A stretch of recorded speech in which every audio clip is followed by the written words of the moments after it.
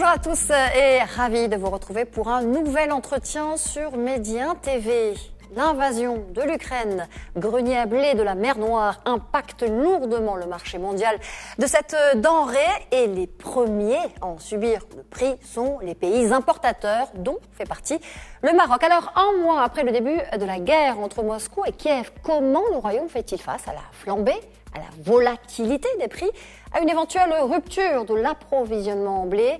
La diversification des importations du Maroc sera-t-elle une garantie suffisante pour mettre le pays à l'abri d'une crise? Et cela en intégrant deux facteurs clés dans l'équation. Le premier étant climatique, sans pluie, pas ou peu de récoltes au Maroc et cette année n'est pas des meilleures.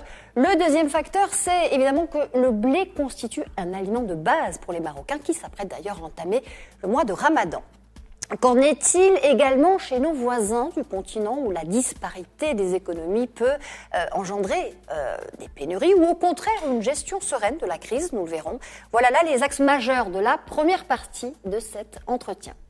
Nous aborderons en second lieu le revirement historique que constitue l'annonce officielle du gouvernement espagnol de soutien en faveur du plan d'autonomie au Maroc concernant le conflit du Sahara. Cela fait une semaine que ce rapprochement entre Rabat et Madrid a eu lieu, un véritable tournant diplomatique, un moment décisif, il faut le dire, pour les deux pays, mais aussi pour toute la région. Nous allons voir et nous allons tenter de comprendre pourquoi, tant sur le plan politique, sécuritaire, mais aussi économique, évidemment, avec une question au cœur de tout cela, cette reconnaissance était finalement la base du règlement du conflit du Sahara marocain.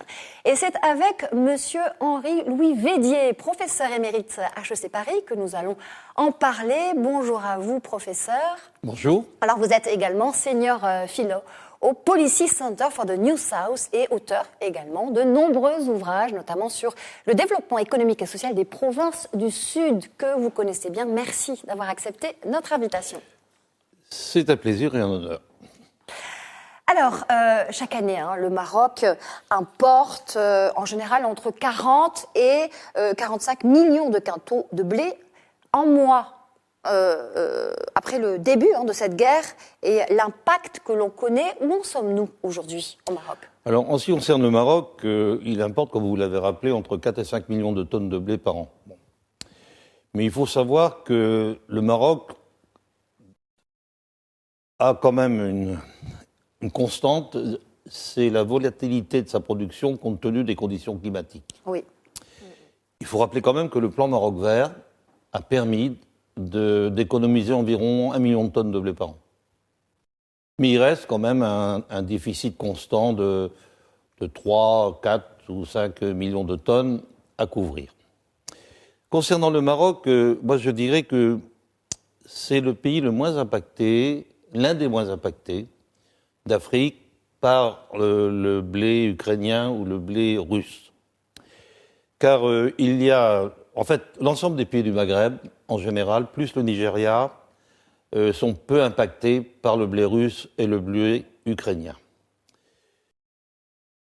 Je rappellerai que l'Algérie, qui était le grenier à blé quand même de l'Afrique au XIXe siècle, importe le double du Maroc, 7-8 millions de tonnes. C'est la conséquence d'un choix politique de ne pas privilégier les cultures vivrières et de privilégier l'industrie lourde avec un raisonnement tout à fait soviétique à l'époque, qui était celui de dire vous allez vendre de la valeur ajoutée, industrialisation oblige, et vous allez acheter votre blé. Bon. C'est un raisonnement qui a connu une certaine aura en Afrique et que je considère tout à fait catastrophique. Et d'ailleurs, la vérité des chiffres le prouve aujourd'hui. L'Algérie importe des pays, c'est l'Algérie qui importe le plus après l'Égypte. Mais l'Égypte, c'est 100 millions d'habitants et l'Algérie, c'est 45 millions d'habitants. Alors, on va parler justement de comment ça se passe dans le reste, chez nos voisins africains. On va rester au Maroc, si vous voulez bien, pour l'instant. Donc, si l'approvisionnement en Russie et en Ukraine était perturbé cette année, le risque de pénurie au Maroc n'est pas envisagé? Non, parce que le Maroc a diversifié ses sources d'approvisionnement, essentiellement européens, français et allemands, entre autres, et Ukraine pour 10 à 20%. D'accord. Donc, moi, je ne considère pas du tout que pour les pays du Maghreb, et donc pour le Maroc, il y a un risque de non-approvisionnement. Par contre, il y a un risque important, c'est la montée des prix. Pas un non-approvisionnement. D'accord, très bien. Alors, ce risque concernant la montée des prix, de quel ordre il est? C'est très compliqué à dire, parce que deux choses. La tonne de blé a commencé à augmenter en prix avant la guerre de l'Ukraine. Et la guerre de l'Ukraine a donné un coup d'accélérateur à cette montée de prix. Bon. Le raisonnement économique, il est relativement simple. C'est celui-ci. On a une offre qui se réduit mécaniquement. C'est l'exportation venant de Russie et d'Ukraine. Même si les Russes voulaient exporter et les Ukrainiens voulaient exporter, ça passe par les ports d'Azov, de la mer d'Azov et de Mariupol et d'Odessa. Donc, tout le temps où il y a un blocage dans ces ports, il n'est pas question d'exporter. Et donc, ça, c'est un point central. Vous avez une offre qui se réduit, une demande, même si elle est stable, alors qu'elle va augmenter, mais même si elle est stable, eh bien, demande qui est stable, offre qui se réduit, les prix augmentent mécaniquement. D'accord. C'est un problème de marché. Alors, ce qui peut se passer, c'est que pour les populations locales, le pays qui achète ne répercute pas la totalité du prix sur le marché intérieur. D'accord. C'est le cas de l'Algérie, par exemple. Et pour acheter ce qu'on appelle la paix sociale. Car quand le pain est la base de la nourriture, et il est bien évident qu'une rupture d'approvisionnement du pain, c'est catastrophique. Et c'est le cas au Maroc. Le blé, le pain constituent aussi un élément de base. Alors, c'est un élément de base, mais le niveau de développement du Maroc fait que ce n'est pas... Fait la différence. Absolument. C'est un élément de base, mais ça n'est pas comparable au rôle joué, par exemple, par le pain en Égypte. C'est pas comparable au rôle joué par le pain au Nigeria. Ça n'a rien à voir. Très bien. Donc, on est dans une situation qui est, pour le Maroc, bien sûr, moi je dirais, attentiste, et qui confirme surtout les choix faits par les autorités marocaines de diversifier leurs ressources. Alors parlons de cette diversification ou de cette diversité, peu importe, des importations marocaines en blé de différents pays. Vous avez donné un chiffre tout à l'heure par rapport à ce que représente la région Ukraine-Russie en termes d'importation. C'est à peu près 25%. 20-25% venant d'Ukraine. Venant d'Ukraine vers le reste, c'est venant essentiellement du marché européen. Du marché européen. Tout à fait, d'accord. Alors cette configuration pourrait-elle mettre le Maroc à l'abri d'une crise? On a parlé du prix tout à l'heure, mais parlons maintenant de l'approvisionnement en lui-même. Alors, il y a deux options. Oui. La première, c'est d'augmenter la production céréalière du Maroc, c'est-à-dire de faire ce que va faire l'Europe, hein, qui avait mis des terres en jachère et qui va les consacrer au blé. Au Maroc, ce n'est pas des terres en jachère que vous avez choisi de faire, c'est de produire d'autres produits alimentaires, comme les tomates, à plus forte valeur ajoutée d'ailleurs. Donc ça, c'est un choix politique. Mais moi, je dirais que ce choix-là, je ne suis pas certain qu'il soit d'actualité, car cela supposerait qu'on s'inscrive dans le long terme ou le moyen terme d'une pénurie de blé.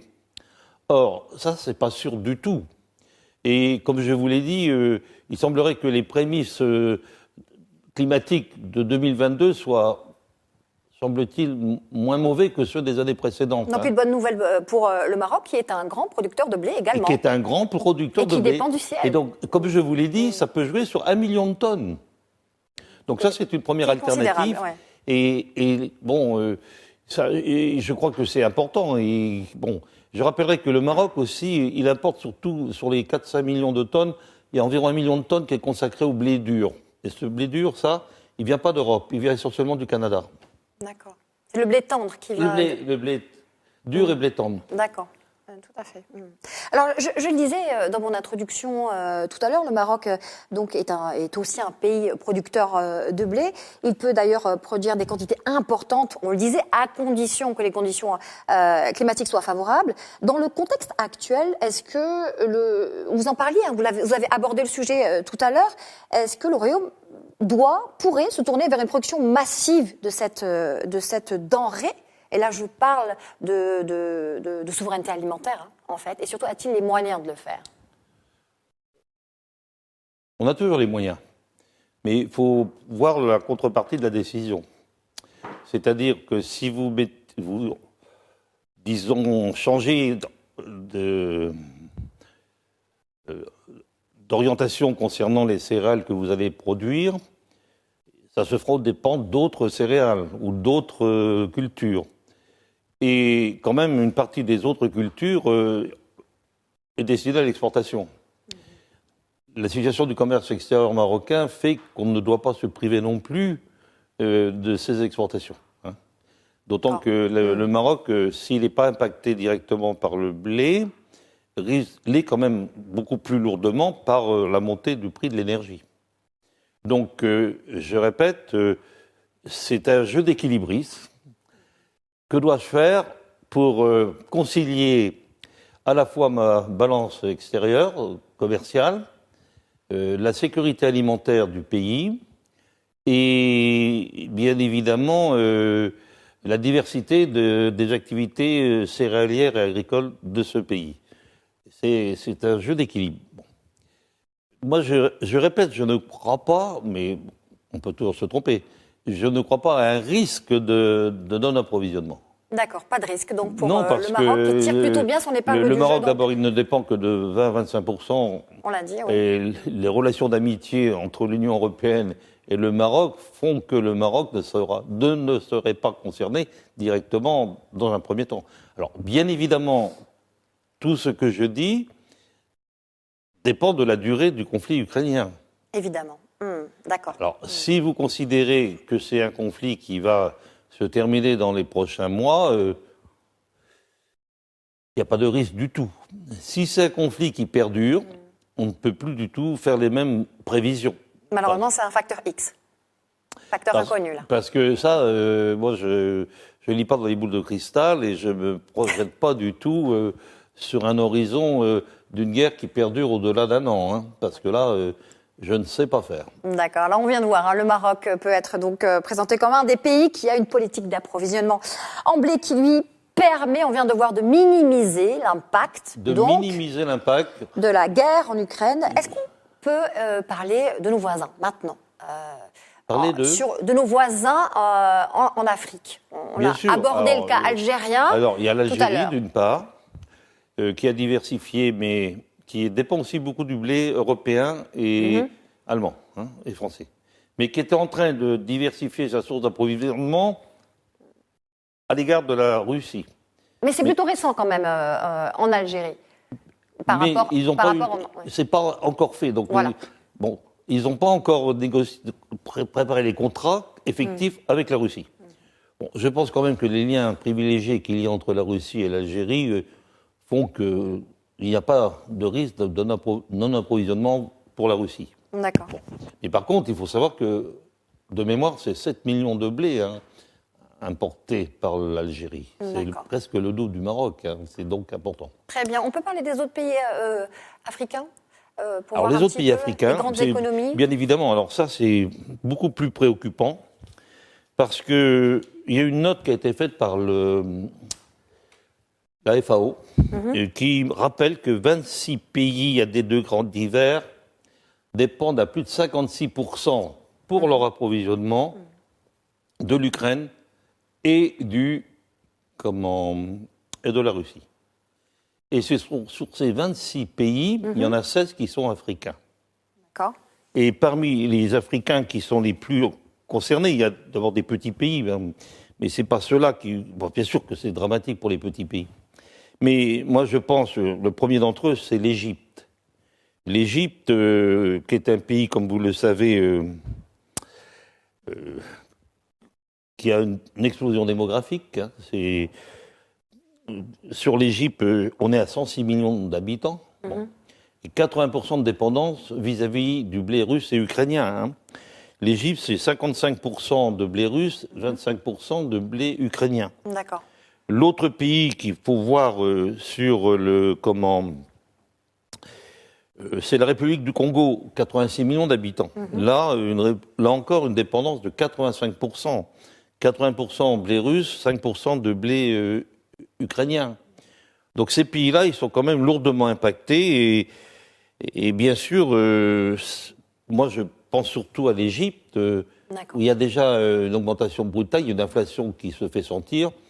Et pour la population locale, ça risque d'être dur parce que il y a des tensions sociales qui se manifestent déjà. Et je répète, le problème de l'Égypte, c'est qu'il est structurellement importateur. Donc là, on n'est pas dans un cas facile. Très bien. Alors, il y a la Somalie aussi, 16 millions d'habitants, mais 90% de dépendance vis-à-vis du russe et de l'ukrainien. Voilà.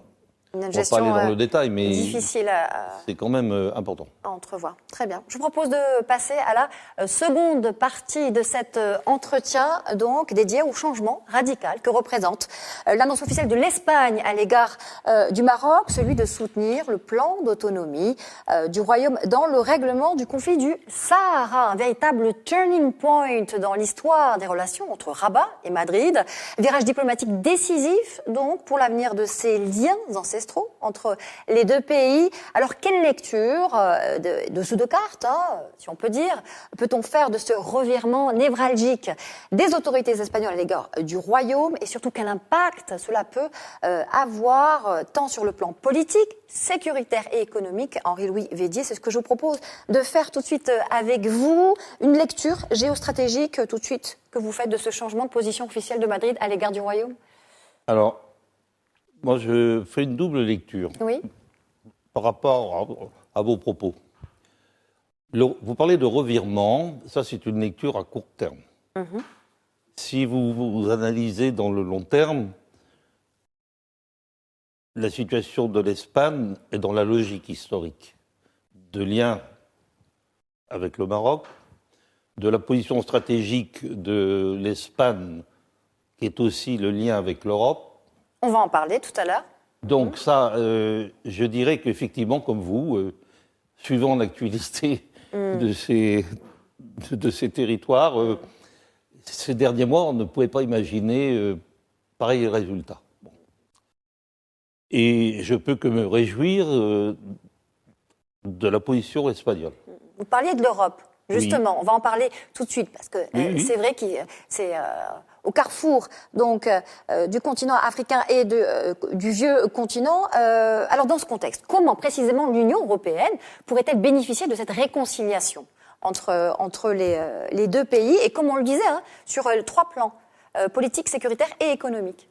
Alors il faut savoir que d'ailleurs dans les discours officiels, j'ai lu les 2 notes que vient de publier le cabinet royal et le cabinet espagnol d'ailleurs, qui vont tout à fait dans le même sens. Et ils font état d'avancées, disons, indispensables pour régler les problèmes de sécurité, les problèmes de lutte contre le terrorisme et les problèmes de relations commerciales et économiques entre l'Europe et le Maroc. Je vais revenir sur les relations commerciales et économiques dont vous me parlez. Il faut savoir que, et là encore, c'est le petit bémol que je vais vous lire tout à l'heure.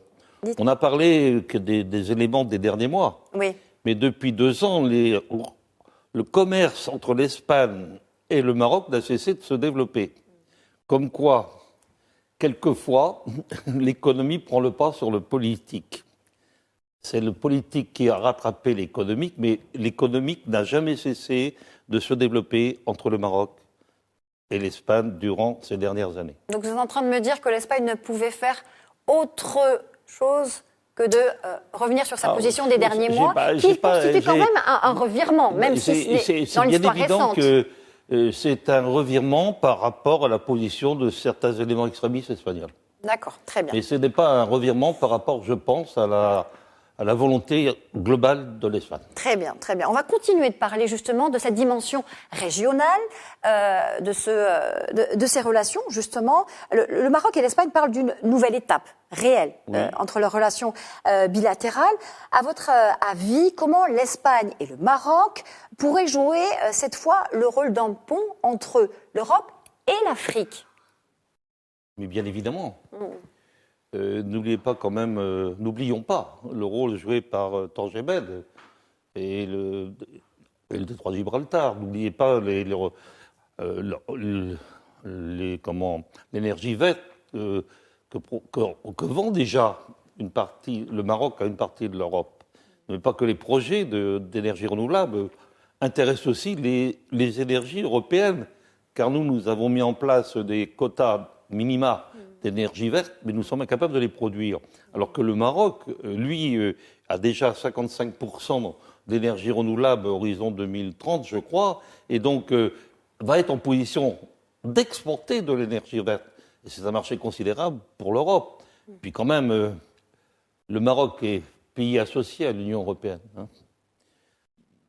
Avec un statut avait même voulu en faire un partenaire de l'Europe. Tout à fait. Donc, un statut avancé, plus précisément. C'est un stade avancé. Depuis 2008. Depuis 2008. Donc, c'est des relations déjà privilégiées. Tout à fait, tout à fait. Et donc, moi, je considère que la position marocaine, pas marocaine, mais espagnole, eh bien, c'est une étape, un pion de plus dans une solution définitive à ce fameux,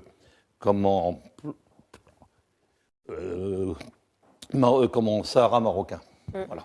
D'accord. Et je crois qu'on ne peut pas ne pas les marier avec le plan Abraham. Parce que, quand même... Les accords d'Abraham. Les accords d'Abraham. Tout à fait. Parce que je considère que là, ça fait quand même deux éléments importants, à savoir la reconnaissance par les États-Unis de la souveraineté. Et je pense aussi que ça, peut-être, ça a accéléré j'ai aucune information, mais on peut imaginer que ça a accéléré, bien sûr, la prise de conscience espagnole. Elle ne pouvait pas rester seule. Il y a aussi un autre élément interne, cette fois à l'Afrique, c'est le nombre de pays africains, de plus en plus nombreux chaque jour, qui adhèrent à ce plan marocain. Et qui ont ouvert des consulats et des et donc aujourd'hui, pour moi, il n'y a pas de débat. Le plan d'autonomie défendu par le Royaume est très largement majoritaire. Avec ces provinces du Sud que vous connaissez bien, avec un développement économique, une attractivité également, et je considère qui représente un intérêt. Là aussi, c'était pour moi un moment... J'ai écrit mon premier livre en 2006. C'était une volonté plus forte que les sables. C'était pour montrer que... Parce que moi, quand j'ai découvert ces territoires, en Europe et en France, on ne les connaissait pas.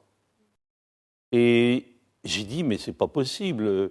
Comment peut-on avoir fait tant d'efforts et que l'Europe ne soit pas au courant? Donc c'était ce premier point. Et le deuxième point, j'ai assisté depuis 20 ans, depuis 2006, depuis 16 ans, à la mise en valeur de ces territoires. J'ai assisté à la naissance de Boujdour, qui était qu'un phare. J'ai vu se développer Dakhla. J'ai vu se développer des énergies renouvelables extraordinaires sur le solaire, sur l'éolien, Tarfaya, bref, tout un concours d'éléments qui fait que ce territoire a une vie, ce territoire se développe, mais avec des atouts pas seulement économiques, mais touristiques. Par exemple, nous parlions tout à l'heure du rôle religieux de Fès. Moi, j'ai aussi cité le rôle religieux de Sbarra, qui est quand même un élément important de la culture marocaine, et qui est une ville que nous connaissons, nous, en France, parce qu'il y avait un jeune explorateur qui a écrit un livre au XIXe siècle sur Sbarra. Et donc, j'ai été très marqué par tout ça, et donc je ne peux pas dire que je suis surpris. Je suis surtout heureux, même si ça a pris plus de temps que je l'aurais souhaité. Ça sera le mot de la fin. Merci infiniment, Henri-Louis Védier, d'avoir répondu présent et de revenir sur ces deux points névralgiques pour le Maroc. Je rappelle que vous êtes professeur émérite HEC Paris, mais aussi et surtout également senior philo au Policy Center for the New South. C'est la fin de cet entretien. Merci de l'avoir suivi, un entretien que vous pouvez retrouver sur notre site et sur Medi 1 News.